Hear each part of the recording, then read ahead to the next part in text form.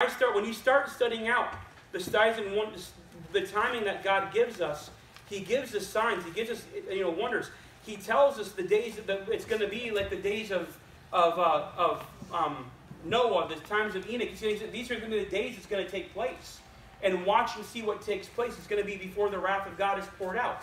Isaiah chapter number 13, Isaiah chapter number 13, verses 1 through 11. The burden of Babylon, which Isaiah the son of Amoz did see, lift up a banner upon the high mountain, exalt the voice unto them, shake the hand, they that may go in the gates with nobles. I have commanded thy sanctified ones. I have also called my mighty ones for mine anger, even them that rejoice in my highness. Keep on going down. Let's go down to verse number 6. Howl ye, for the day of the Lord is at hand. It shall come as a destruction from the Almighty. The day of the Lord is at hand. It shall come as a destruction from the Almighty. The day of the Lord is a day of destruction from God. Verse number 7. Therefore shall all hands be faint, and every man's heart shall melt. They're going to see what's going on. They're not going to have any strength against it. They're going to be afraid. They'll be afraid. Verse number 8. Pangs and sorrow shall take hold of them. They shall be in pain as a woman that travaileth. They shall be amazed at one another. Their faces shall be as flames. Behold, the day of the Lord cometh, cruel both with wrath and fierce anger, to lay hold the land desolate, and he shall destroy the sinners thereof out of it. For the stars of heaven and the constellations thereof shall not give their light. The sun shall be darkened in his going forth, and the moon shall not cause her light to shine. And I will punish the world for their evil, and the wicked for their iniquity, and I will cause the arrogancy of the proud to cease, and will lay low the haughtiness of the terrible. What did he say? The day of the Lord is a day of wrath, the day of judgment, the day of pestilence. And what are the signs of this? The blood, the sun and moon refusing to shine, being dark, the stars refusing to shine. So this is all talking about the same day. Go to Matthew chapter number 14, Matthew 24, real quickly. Matthew chapter 24. This is all talking about this coming of the Lord, and it's all dealing with Acts chapter 2.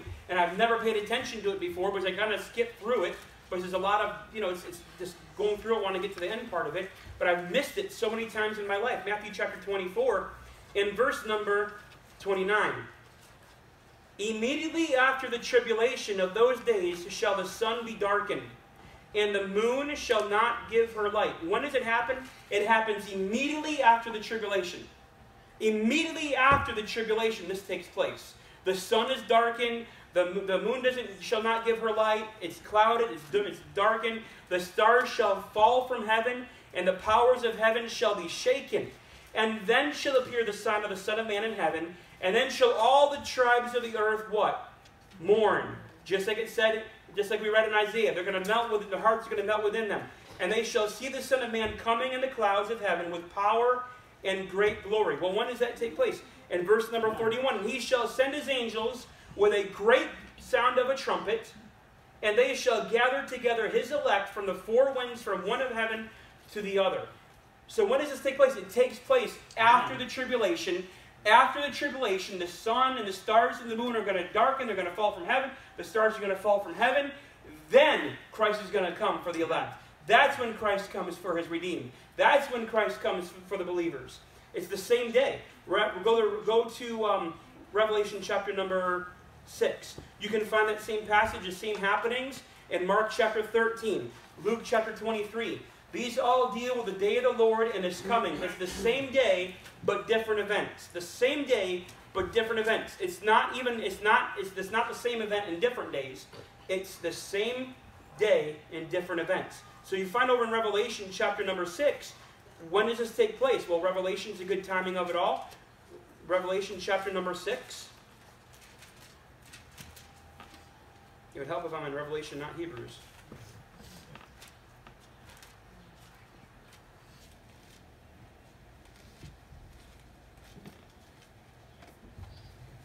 Verse number 8.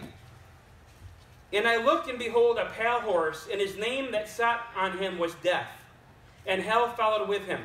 Someone said that this is the reason why there's a pre-trib rapture, because we don't see hell. They need help with the Bible. Verse number 8. And power was given unto them over the fourth part of the earth to kill with the sword, and with hunger, and with death, and with the beasts of the earth. And when he had opened the fifth seal, I saw under the altar the souls of them that were slain for the word of God, and for the testimony which they held. So there's people being slain for the word of God, and the testimony which they held. There's something that they believed in with all their heart, and they were slain for that purpose. Verse number 10, and they cried with a loud voice, saying, How long, O Lord, holy and true, dost thou not judge and avenge our blood on them that dwell on the earth? And white robes were given unto every one of them, and it was said unto them that they should rest yet for a little season unto their fellow servants, also and their brethren, that should be killed as they were, should be fulfilled. There's going to be more people dying than just was there. There's going to be more people dying, and until they all come to that place, they're not going to be avenged.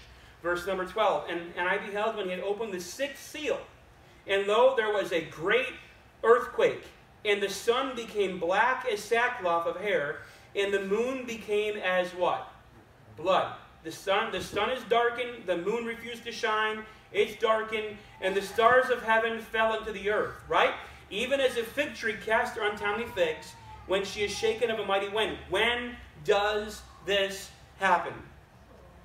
It happens after the tribulation. Amen.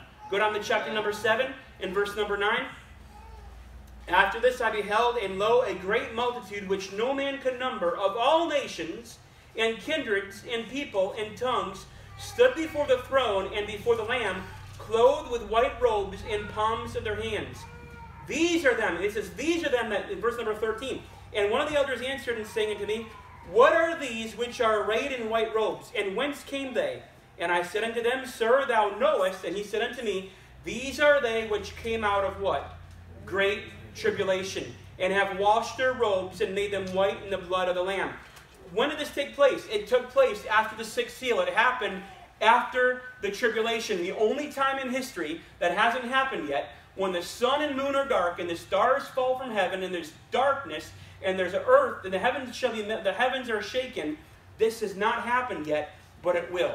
Now, when Peter gets up and starts preaching about, hey, God's Spirit is poured upon all flesh, just like it did in Joel, these Jews kind of understood a different understanding. What we, as American Christians, don't understand sometimes, because we've been so radicalized by false doctrines of dispensationalism and charts and a preacher of rapture. We get all messed up in our minds, but this takes place after the tribulation. The Bible's clear, and it happens after the tribulation. Go to Malachi chapter number 4.